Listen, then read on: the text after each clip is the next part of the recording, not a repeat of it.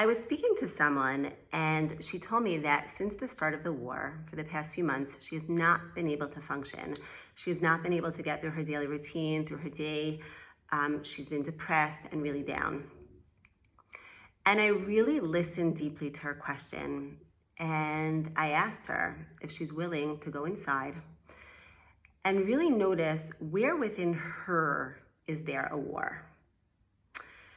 Now, of course, we are holding a huge paradox, and there is so much sadness and so much darkness in the world, and we feel that pain of the collective. But at the same time, Hashem wants us to live in an expansive way, in a joyful way. And when we do that, because we're all one, we're all connected, we actually affect the external of the world. We affect the reality of the world. So whenever we're in a place where we're not functioning because of something outside of ourselves, something in the external, there's always an opportunity to go inward, because the way God created the world, it says that we are an olam katan, we are a small world, that everything that's happening inside of ourselves is reflected on the external, on things outside of ourselves. That this world is really a giant mirror, as the Baal Shem Tov says.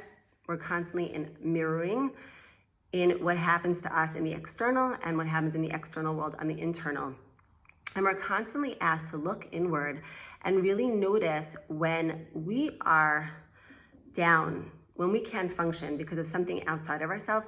That's an opportunity to look inside of ourselves. And when people grew up in homes where there was a codependent attachment style, where they were constantly asked to, for their own safety as a child, to really look outside of themselves and notice the energy that was outside, the energy that their parents felt, because their very safety as a child was dependent upon it, where they weren't given the opportunity to really feel their feelings, and they were responsible for a parent's emotions and their emotional state.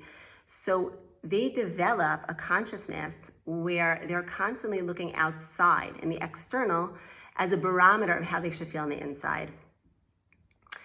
And there's so much healing that happens when we actually notice that. Just notice, just be present for that. And notice any resistance that comes up in that, because the way Hashem created us, the way God created us, is that we have a godly soul and we have an animal soul. And the animal soul, which is driven by survival, it's instinctual, is very much connected to the attachment style that it saw growing up. So if a person growing up had to look outside of themselves for their worth and wasn't allowed to express themselves or feel their feelings, and they were responsible for another person's feelings, that's the wiring of their consciousness, of their nervous system. And the divine soul knows its intrinsic worth and value from within. It has an internal locus of evaluation.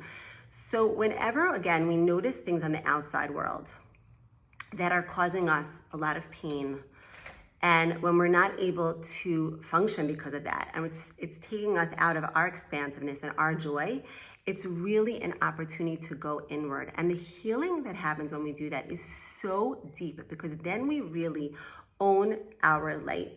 We own who we are. We own our self, our highest self. And we step into our greatness, our magic, and our power. Have a beautiful day.